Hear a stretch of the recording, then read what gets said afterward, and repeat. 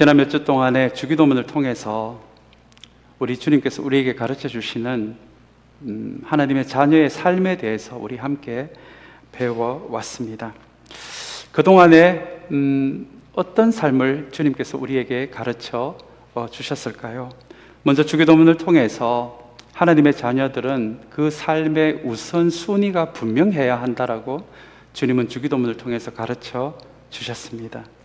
나의 이름이 아닌 하나님의 이름, 나의 나라가 아닌 하나님 나라, 나의 뜻이 아닌 하나님의 뜻이 우선시 되는 우선순위의 삶을 주님은 먼저 기도로 우리에게 가르쳐 주셨습니다. 그 다음에 두 번째는요, 주님은 주기도문을 통해서 크리스천의 삶은 나만의 삶이 아니라 우리의 삶이 되어야 한다는 것을 또한 가르쳐 주셨습니다. 하늘에 계신 나의 아버지가 아니라 하늘에 계신 우리의 아버지입니다. 나에게 일용할 양식을 주시고가 아니라 우리에게 일용할 양식을 주시고 라고 가르쳐 주시면서 우리 크리스천의 삶이 나만을 생각하는 삶이 아니라 우리를 생각하는 삶이 될 수 있도록 그렇게 주님은 주기도문을 통해서 크리스천의 삶을 가르쳐 주셨습니다. 지난주에는 어쩌면 우리에게 가장 어려운 주제이기도 한 용서에 대해서 주님은 말씀하셨습니다. 우리 지금까지의 주기도문의 말씀의 내용을 찬찬히 지난 한 주 동안 살펴보면서 이 모든 주님이 가르쳐 주신 삶 가운데서도 여전히 저에게도, 목회자의 길을 가고 있는 저에게도 가장 어려운 것은 용서가 아닌가 생각해 봅니다. 여러분, 제가 용서에 대해서 설교하는 것은 용서가 저에게 쉽기 때문에 용서에 대해서 설교하는 것이 아닙니다. 한 걸음 더 나아가서 설교를 통해서 여러분 누구에게도 쉽지 않은 용서를 강요하기 위함도 아닙니다. 한번 생각해 보시기 바랍니다. 의무와 책임감만으로 용서가 되던가요? 절대로 용서가 될 수 없습니다. 그래서 주님은 이렇게 말씀하십니다. 내가 먼저 주님께 용서받은 사람이라는 그 은혜를 아는 사람만이 용서할 수 있다라고 그렇게 주님은 말씀하고 계신 것입니다. 그렇다면 여러분, 주님이 말씀하시는 이 용서는 내 힘으로 하는 것이 아니라 내가 받은 은혜만큼 할 수 있는 것이 여러분 용서이더라고요. 그래서 억지로 용서하시려고 여러분 애쓰실 필요가 없습니다. 의무와 책임으로 용서는 되지 않기 때문입니다. 대신에 내 마음에 상대방에 대한 미움이 없이 내 안에 용서할 만한 은혜가 채워지도록 여러분 그것을 위해 기도하시면 됩니다. 왜요? 용서는 내가 받은 은혜만큼만 가능하기 때문에 그렇습니다. 또 한 가지 주님이 복음서를 통해서 우리에게 가르쳐 주시는 용서의 방법이 있습니다. 그것은 바로 믿음의 결단입니다. 왜냐하면 주님은 너희가 용서하지 않으면 나도 너희를 용서하지 않겠다라고 말씀하시기 때문에 그렇습니다. 내 마음은 원치 않지만, 내 마음으로는 용서하고 싶지 않지만 주님이 한번 용서하라고 말씀하시니 그 말씀에 믿음으로 한번 순종해 보겠습니다. 여러분, 그래서 성경이 이야기하는 용서는 믿음의 결단이 되는 것입니다. 우리 힘으로 되는 것이 아닙니다. 여러분, 이것이 지금까지 주기도문을 통해서 주님이 우리에게 가르쳐 주시는, 기도로 가르쳐 주시는 크리스천의 삶의 모습입니다. 여러분, 지금까지 주기도문의 기도의 내용을 생각하시면서 다시 한번 주님이 가르쳐 주신 기도를 우리의 삶으로 번역하고 삶으로 실천할 수 있는 저와 여러분들의 주기도문을 살아내는 믿음의 여정이 되시기를 주님의 이름으로 간절히 축원합니다. 오늘은 주기도문을 통해 삶을 배우는 마지막 시간입니다. 오늘 우리가 방금 우리 함께 한 목소리로 읽은 내용처럼 시험에 들지 않도록 악에서 구하여 달라고 그렇게 기도를 가르쳐 주시는, 그 기도의 제목을 가르쳐 주시는 내용으로 주기도문의 기도가 이렇게 마무리가 됩니다. 사랑하는 여러분, 먼저 시험이라는 단어가 무엇인지를 우리가 좀 이해할 필요가 있습니다. 이 시험이라는 단어는 페이라스모스, 헬라어로 페이라스모스라는 단어입니다. 유혹이라는 단어와 비슷한 단어가 될 것 같습니다. 거짓말이라는 단어도 비슷한 단어가 될 것 같습니다. 사탄은 우리를 유혹합니다. 우리를 시험에 빠뜨립니다. 우리에게 거짓말을 합니다. 그래서 이미 하나님의 자녀가 된 저와 여러분들을 우리 하나님의 은혜를 누리는 삶이 되지 못하도록, 하나님의 은혜에서 멀어지도록 우리를 계속해서 우리에게 거짓말을 하고 유혹을 한다. 여러분, 이것이 오늘 주님께서 마지막으로 이 마귀의 유혹의 시험에 넘어가서는 안 된다. 그리고 이를 위해 기도하라고. 여러분, 기도하라는 것은 우리 힘으로 잘 안 된다라는 것이거든요. 이게 유혹인지 모르고 넘어가는 수도 있고 알면서도 넘어가는 연약함이 우리에게 있지 않습니까? 그래서 이 마귀의 유혹은 너희 힘으로는 되지 않으니 기도하라고, 그렇게 주기도문에서 마지막으로 가르쳐 주시는 우리의 기도의 제목이 시험에 대한, 유혹에 대한 시험입니다. 우리 시험이라는 단어 다음에 악에서 우리를 구하옵소서, 악이라는 단어도 나옵니다. 여러분, 이 악이 무엇입니까? 아마 이 악에 대한 질문은 우리 인간의 역사만큼이나 긴 히스토리가 있는 질문이기도 합니다. 역사적으로 많은 철학가들이, 사회운동가들이, 종교인들이, 그리고 문학가들이 던진 질문이기도 합니다. 악은 무엇인가? 악의 본질은 무엇인가? 라는 질문입니다. 오늘 본문에 등장하는 악도요, 우리가 추상적으로 알고 있는 그 악을 의미하기도 하고요. 그러나 헬라어 성경에 보시면 이 악이라는 단어 앞에 더라는 정관사가 붙어 있습니다. 그래서 이 영어 성경의 NIV에 보시면 이게 추상적인 악을 의미할 뿐만 아니라 한 걸음 더 나아가서 NIV에는 the evil one, 마귀로, 사탄으로 그렇게 번역이 되어 있습니다. 그래서 우리말 성경에는 악에서 우리를 구원하옵소서 라는 기도의 제목이지만 헬라어 성경에 보시면, 영어 성경에 보시면 악한 자로부터, 악한 영적인 실체로부터, 마귀로부터, 사탄으로부터 우리를 모든 시험에서, 유혹에서, 거짓말에서 구원하여 주세요, 도와주세요 라는 기도가 주님께서 오늘 우리에게 마지막으로 가르쳐 주신 이 기도의 내용입니다. 오늘 우리가 읽은 이 한 절의 말씀을 우리가 제대로 이해하기 위해서 오늘 한번 사탄에 대한 연구를 오늘 이 시간에 한번 같이 한번 해보기로 원합니다. 성경이 이야기하는 사탄이 도대체 어떤 존재이길래 주님은 우리에게 이런 기도를 가르쳐 주시고요. 그리고 우리는 생각보다 사탄을 과대평가하기도 하고 과소평가하기도 합니다. 무슨 조그만 일만 있어도 이거는 사탄이 했는 일이다, 이렇게 생각하시는 분들이 있고요. 그리고 성경이, 그리고 주님이 오늘 사탄에 대해 말씀하셔도 별것 아닌 존재로만 그렇게 생각하는 분들도 계십니다. 그래서 C.S. 루이스는 우리에게 이렇게 이야기하죠. 사탄은 과대평가도 하지 말고 과소평가도 하지 마라. 마치 모든 일이 마귀가 다 한 것처럼 과대평가도 하지 말고, 마치 내 인생에 마귀가 아무것도 못하는 것처럼 과소평가도 하지 마라. 여러분, 이것이 어쩌면 성경 전체가 우리에게 이야기하고 있는 마귀의 실존입니다. 이 마귀를 알아야 오늘 주님이 가르쳐 주신 이 마귀의 유혹에 대해서 우리가 잘 이길 수 있지 않겠습니까? 우선 오늘 주님이 가르쳐 주신 이 마지막 기도를 대하면서 이런 질문이 우리에게 생길 수 있습니다. 예수님은 십자가를 이미 지셨고 부활하심으로 마귀에 대해서도, 죄에 대해서도, 악에 대해서도 이미 이기셨는데 왜 하나님의 자녀가 된 우리들에게 여전히 마귀가 시험을 하고 유혹을 하느냐라는 것입니다. 이 질문을 잘 이해하기 위해서 지금 성경이 우리가 살아가고 있는 이 세상을 어떻게 보고 있는지를 여러분 먼저 이해하셔야 됩니다. 그래야 오늘 이 말씀이 우리에게 잘 이해가 될 수 있을 것 같습니다.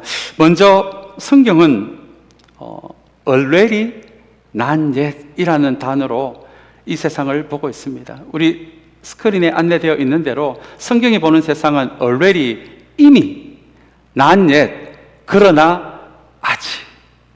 아마 이 두 단어를 기억하신다면 지금 왜 주님이 여전히 주님의 자녀가 된 우리들에게 여전히 마귀의 유혹과 시험이 있는지를 우리는 잘 이해할 수 있을 것 같습니다. 예수님이 십자가를 지시고 부활하심으로 하나님 나라가 이 땅에 시작이 되었습니다. 하나님 나라가 심겨지기를 시작했습니다. 그러나 여러분, 이 하나님의 나라가 아직 완성은 안 됐거든요. 요한계시록은 우리에게 이야기합니다. 주님이 다시 오실 때 이 세상의 모든 악을 바로 잡으시고, 그리고 그 이후에 모든 악을 바로 잡으신 이후에 다시는 눈물도 아픔도 폭력도 죽음도 비교도 상처도 없는 하나님 나라가 완성이 된다라고, 그렇게 요한계시록은 이야기합니다. 하나님의 나라는 already 이미 시작이 되었습니다. 그러나 not yet, 아직 완성은 되지 않았습니다. 그래서 주님이 다시 오실 때까지, 하나님 나라가 완성이 될 때까지 여전히 십자가에서 주님의 부활에 의해서 패배한 사탄이지만 하나님의 자녀들로 하여금 은혜를 누리며 살아가지 못하도록 우리를 계속해서 유혹하고 시험하고 우리에게 우리의 정체성에 대해서 거짓말하는 그 유혹은 계속 된다라는 것입니다. 왜요? 이 세상이 여전히 깨어져 있고 아프기 때문에 이 일은 우리에게 계속 된다라는 것입니다. 그런데 여러분, 한 가지 기억하시길 바랍니다. 오늘 본문에는 시험이라는 단어가 나옵니다. 유혹이라는 단어도 아마 동일한 의미가 될 것 같습니다. 이 시험이라는 단어, 유혹이라는 단어가 저와 여러분에게 막연한 두려움으로 먼저 오지 않게 되기를 간절히 소망합니다. 왜냐하면 성경은 이야기합니다.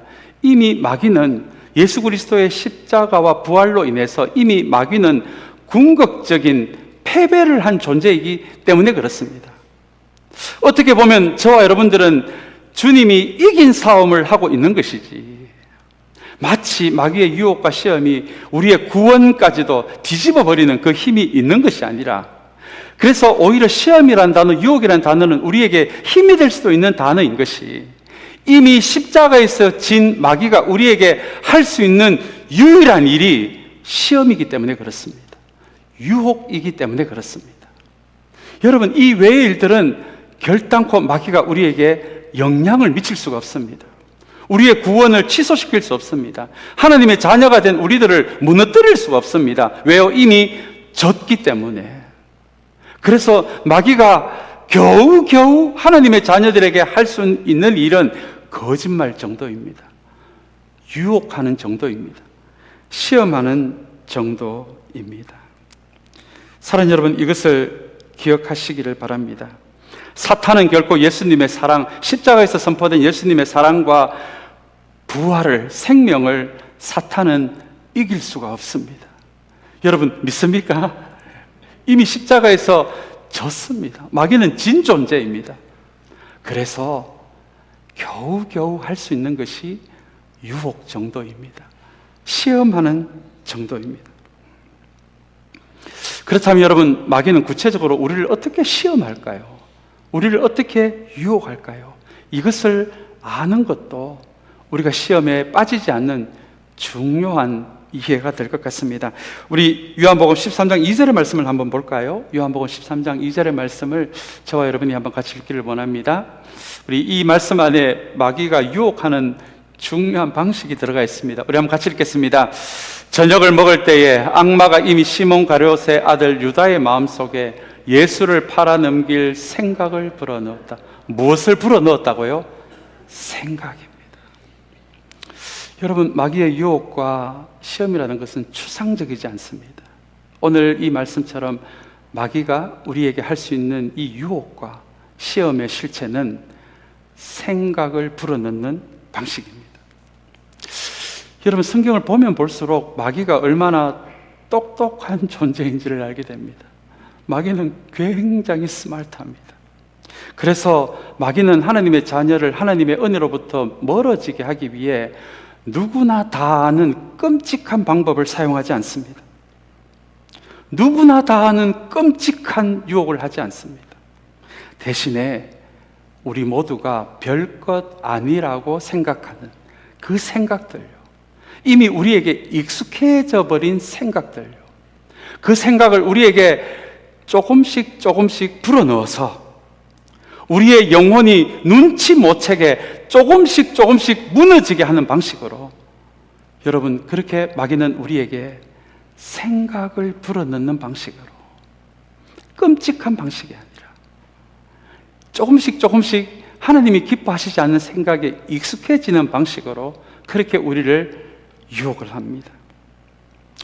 C.S. 루이스라는 분이 이 마귀의 유혹에 대해서 이런 굉장히 좀 통찰력 있는 한마디를 우리에게 남겼습니다. 한번 이 말씀 한번 우리 C.S. 루이스의 이야기인데 한번 같이 한번 읽어볼까요? 같이 읽겠습니다. 지옥으로 가는 길은 급격한 절벽 같은 것이 아니라 완만한 내리막길이다. 어쩌면 제가 방금 말씀드린 이 내용이 담겨져 있는 우리 한 문장에 C.S. 루이의 통찰력이 담긴 말입니다. 지옥으로 가는 길은 급격한 절벽 같은 길이 아니라는 것입니다. 갑자기 저와 여러분들이 크리스찬이 갑자기 큰 죄를 저지른다거나 갑자기 하루 만에 기도 생활을 완전히 기도 생활에서 떠난다거나 갑자기 하나님은 이 세상에 존재하지 않습니다. 그렇게 갑작스러운 어느 날 갑자기 일어나는 절벽 같은 그런 지옥으로 가는 길이 절벽 같은 길이 아니라는 것입니다. C.S. 루이스는 오히려 지옥으로 가는 길은 완만한 내리막길 같아서 심지어 경사도 느껴지지 않는 서서히 하나님이 기뻐하시지 않는 생각을 우리에게 불어넣어서, 절벽 같으면 누구도 가지 않겠죠. 그러나 별것 아니라고 했던 그 생각을 우리에게 불어넣는 방식이 사탄의 유혹의 방식이다, 시험의 방식이다 라고 우리에게 설명합니다.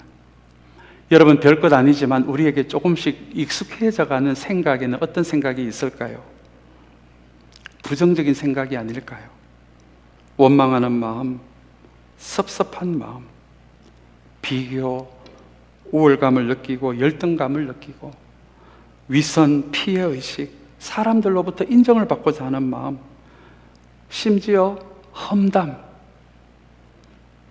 나만 생각하는 이기적인 생각에 이르기까지, 어쩌면은 지옥으로 가는 길은 절벽 같은 길이 아니라 한 번에 쑥 내려가는 무서운 길이 아니라 우리도 모르게 우리에게 익숙해져가는 이런 생각들을 우리에게 불어넣는 방식으로 그렇게 마귀는 우리를 유혹한다 라고 C.S. 루이스는 우리에게 가르쳐 줍니다. 사랑하는 여러분, 그래서 주님은 기도하라고 가르쳐 주신 것입니다. 절벽같이 극단적인 것은 다 피할 수 있지만 완만한 내리막길은 나도 모르게 마귀가 불어넣는 그 수많은 부정적인 생각들, 그 썬 마음들, 썬뿌리 같은 마음들, 원망하는 마음들, 비교하는 마음들, 비교해서 우월감을 가지고 낮은 자존감을 가지고,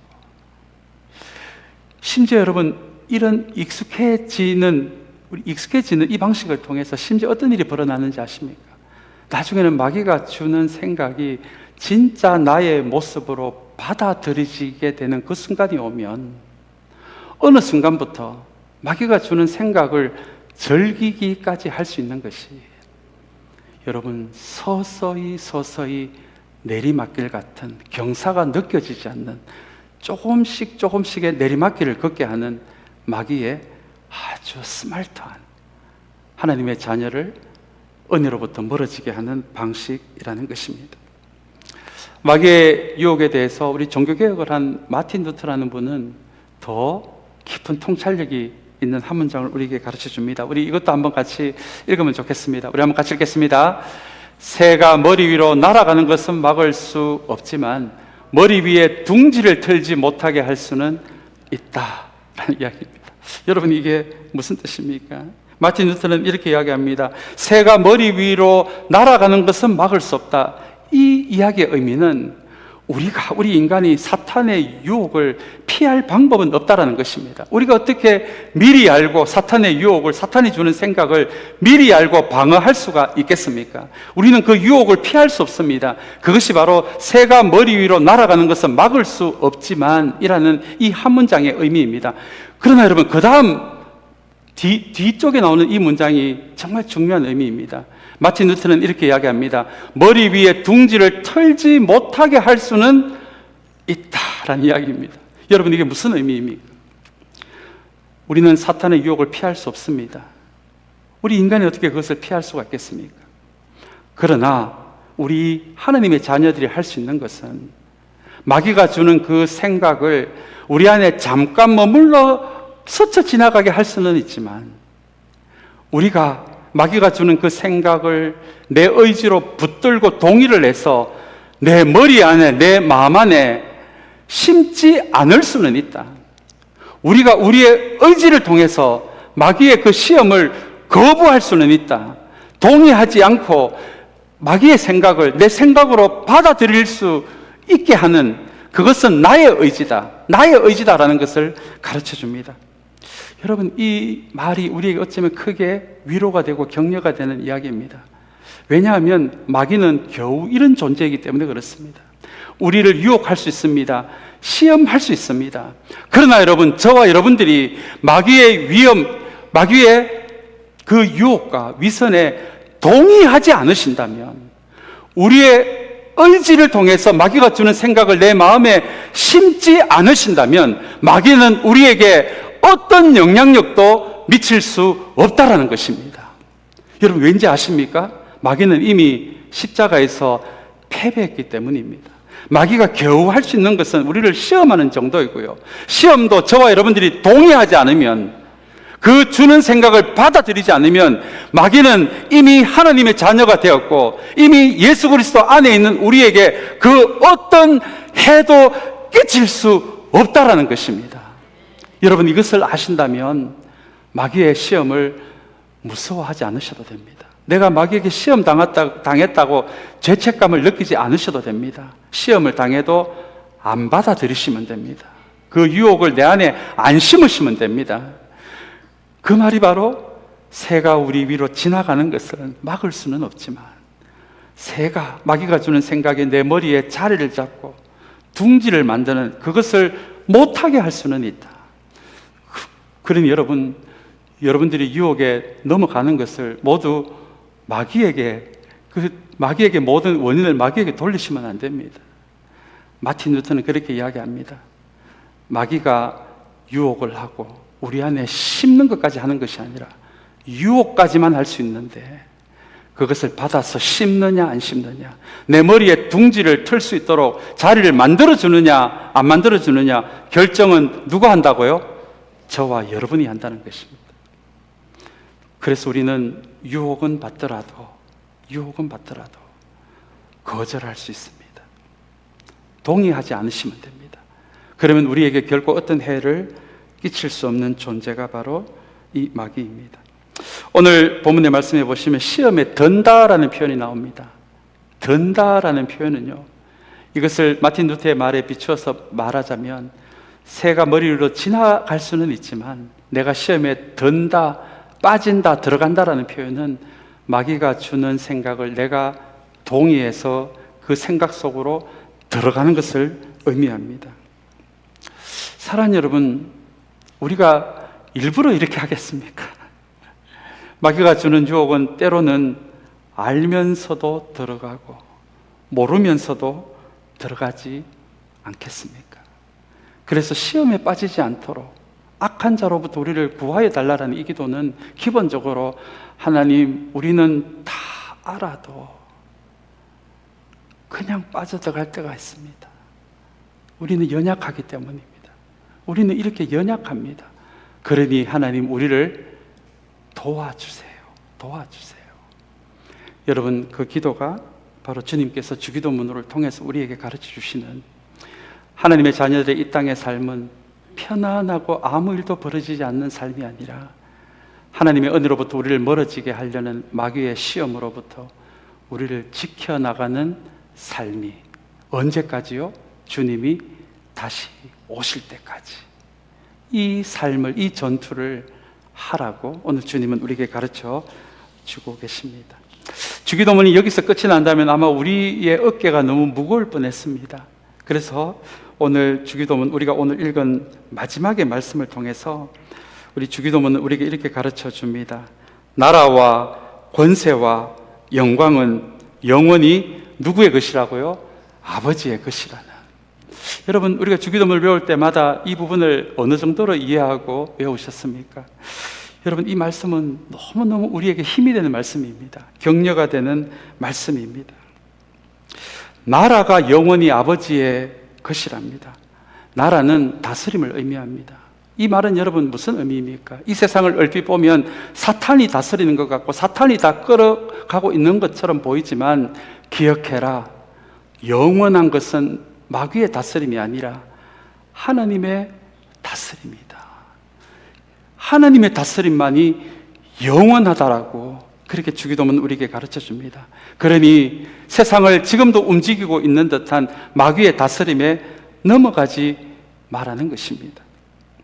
이어서 권세라는 단어도 등장합니다. 권세는 하나님의 능력을 의미합니다. 이 세상을 보니 전쟁도 끝이 나지 않고 폭력도 끝이 나지 않는 것 같습니다. 그러나 마귀의 힘이 이렇게 세 보이지만 오늘 주기도문은 마지막 단어를 통해서 권세도 영원히 누구의 것이라고요? 아버지의 것이라고요. 진짜 강한 분은, 그리고 일시적으로 강한 것도 아니고 영원히 강한 분은 누구시라고요? 하나님이시라고. 그러니 마귀의 유혹에 넘어가지 말라는 것입니다. 마지막으로요, 영광도 영원히 누구의 것이라고요? 아버지의 것이라고요. 우리 장로님들 기도하실 때 우리 참사랑교회가 주님께 영광을 돌리게 해달라고 기도하십니다. 여러분, 영광이 무엇인지 아십니까? 영광은 하나님이 하나님 되시는 것입니다. 만약에 저와 여러분들을 통해서, 우리 교회를 통해서 믿지 않는 자들이 토렌스 참사랑교회를 보니 정말 하나님이 살아계실지도 몰라. 여러분, 그것은 저와 여러분들을 통해서, 우리 교회를 통해서 하나님이 하나님 되시는 일이 일어난 것입니다. 그것을 하나님께 영광이 된다라고 성경은 그렇게 이야기합니다. 여러분, 이게 무슨 의미입니까? 저와 여러분들의 인생은 궁극적으로 저와 여러분의 인생을 통해서 하나님께 영광이 되는, 하나님이 하나님 되시는 일이 일어나게 될 때 저와 여러분들의 삶은 가장 소중하고 아름다운 존귀한 인생이 될 수 있다는 것입니다. 나의 영광이 아닙니다. 나를 드러내는 것이 아닙니다. 내 이름을 높이는 것이 아닙니다. 내 이름을 드러낼수록, 다른 사람의 시선을 의식할수록 우리는 사탄의 유혹에 취약할 수밖에 없습니다. 그래서 주기도문은 마지막에 우리에게 이렇게 가르쳐 줍니다. 기억해라. 영광도 영원히 아버지의 것이다. 저와 여러분들의 삶이 하나님이 하나님 되는 그 일의 통로가 된다면 여러분, 그 인생은 마귀의 유혹에 넘어갈래야 넘어갈 수 없는 인생이다 라는 것으로 오늘 주기도문이 마무리가 됩니다. 주님께서 주기도문을 통해서 우리에게 무거운 짐을 그냥 져주신 것이 아니라, 사랑하는 여러분, 이 마지막 말씀을 기억하시기를 원합니다. 나라와 권세와 영광은 영원히 아버지의 것입니다. 그래서 우리는 이길 수 있습니다. 우리가 될 수 있습니다. 하나님 나라를 위해 살아갈 수 있습니다. 용서할 수 있습니다. 마귀의 유혹에 넘어가지 않을 수 있습니다. 이제 말씀을 맺기를 원합니다. 우리 지난 몇 주간 동안 주님이 주기도문으로 가르쳐 주시는 크리스천의 삶을 함께 붙들었습니다. 다시 한번 저와 여러분들에게 가르쳐 주신 이 기도가 우리의 삶이 되시기를 주님의 이름으로 간절히 축원합니다. 저와 여러분들의 신앙이 우리의 말이 아니라, 여러분, 이 신앙의 진정성을 증명할 수 있는 것은, 유일하게 증명할 수 있는 것은 우리의 삶밖에 없습니다. 그러나 이 삶이 얼마나 힘듭니까? 목사인 저도 너무너무 힘들 때가 있습니다. 그래서 주님은 우리에게 말씀하십니다. 그때마다 기억해라. 나라와 권세와 영광은 영원히 아버지의 것이다. 우리 이 말씀을 붙들고 저와 여러분의 남은 인생, 주님 가르쳐 주신 기도를 삶으로 번역해 갈 수 있는, 살아내는 다시 한번 저와 여러분들의 남은 인생이 되시기를 주님의 이름으로 간절히 축원합니다.